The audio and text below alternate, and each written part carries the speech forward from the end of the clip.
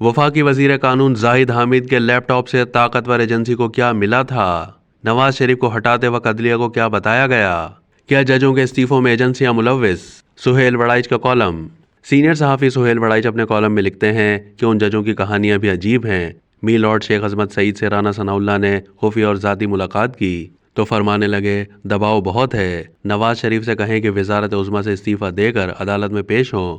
उन्हीं दिनों एक प्रॉपर्टी टाइकून के जरिए ISI के सरबराह जनरल ज़हीरुल इस्लाम ने पैगाम भेजा कि वो मुस्ताफ़ी हो जाएं। नवाज शरीफ कहाँ बाज आने वाले थे।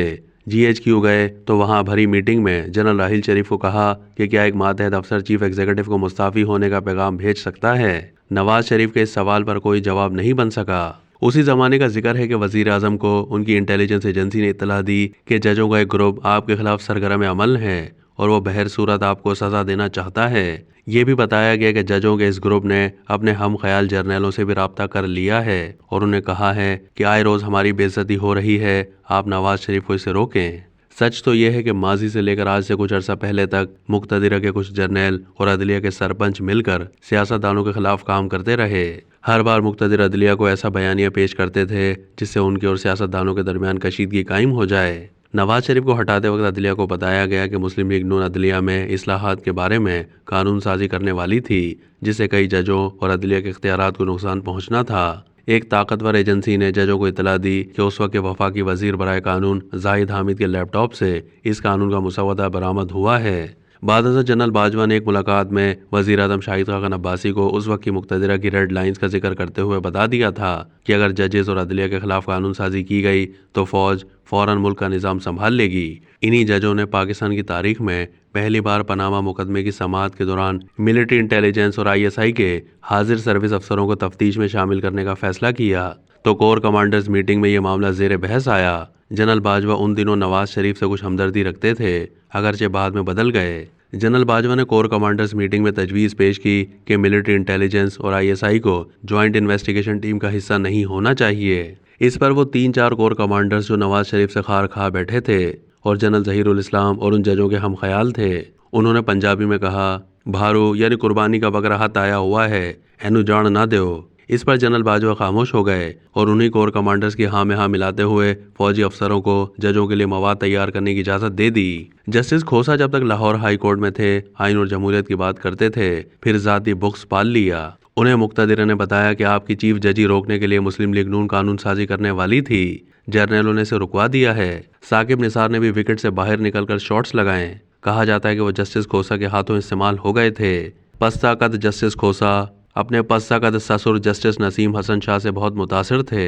नसीम हसन ने 1996 में मेरे साथ एक इंटरव्यू में पहली बार भुट्टो केस में दबाव का जिक्र किया और फिर रोज़नामा जंग में शाया होने वाले इस इंटरव्यू के जवाब में कई किस्सों पर मजमून भी लिखे। हाल ही में मुस्ताफ़ी होने वाले जस्टिस एजाजुल हसन के सगे भाई इत्तेफाक फाउंड्री में आला ओहदे पर मुलाजिम थे। हुसैन नवाज इत्तेफाक ग्रुप के सरबराह बने तो उन्होंने उन्हें मुलाजमत से निकाल दिया। शरीफ खानदान का ख्याल है कि जस्टिस एजाजुल हसन के दिल में उस वक्त से गिरा पड़ी हुई है।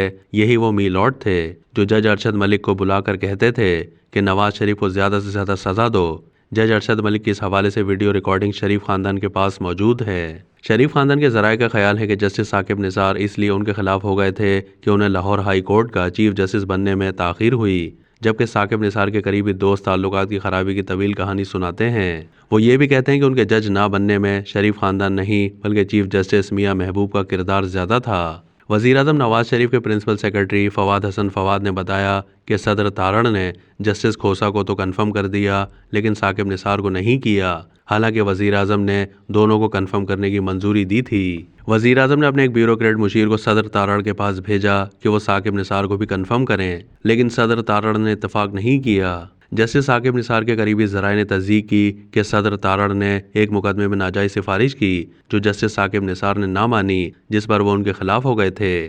जजों का कच्चा चिट्ठा लिखने का मकसद ये है कि जो जज बुक से भरे और तकब्बुर से लबरेज रहे उनके फैसले मुनसिफाना कैसे हो सकते हैं। आइन की किस्टिक में वज़ीर आज़म को निकालने का इख्तियार 4 या 5 जजों को दिया गया है। 58-2 भी ख़त्म हुआ तो माजी के जर्नलों और जजों ने मिलकर करोड़ों लोगों के मुंतखब वज़ीर आज़मों को अदलिया के ज़रिए निकालने की गैर आइनी इख्तियार तलाश ली। होना तो ये चाहिए कि जिस तरह जनरल परवेज़ मुशर्रफ को मार्शल लॉ लगाने की अलामती सज़ा दी गई है, आइन के साथ खिलवाड़ करने वाले मी लॉर्ड की तस्वीरों पर भी स्याही फेर दी जाए اور عدلیہ کے ایوانوں سے ان کے پورٹریٹ اتارے جائیں۔ کیا آئین پر حلف اٹھانے والے ججوں اور جرنیلوں کو اجازت دی جا سکتی ہے کہ وہ مارشل لاؤں کی اجازت دے کر مراد پائیں؟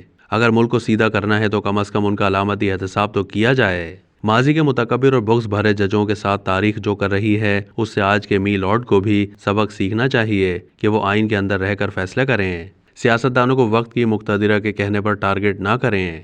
حالات بدلتے رہتے ہیں، ماضی کا احتساب آج ہو رہا ہے تو آج کا احتساب مستقبل میں ہوگا۔ ہم سب تاریخ کو جواب دہ ہیں۔ جج، جرنیل یا جرنلسٹ سبھی کو تاریخ میں اپنے کردار کا حساب دینا پڑے گا۔ آنے والی نسلیں چاہتی ہیں کہ ہم سرخرو ہوں، مگر اس کے لیے نفرت اور غصے کو ختم کرنا ہوگا۔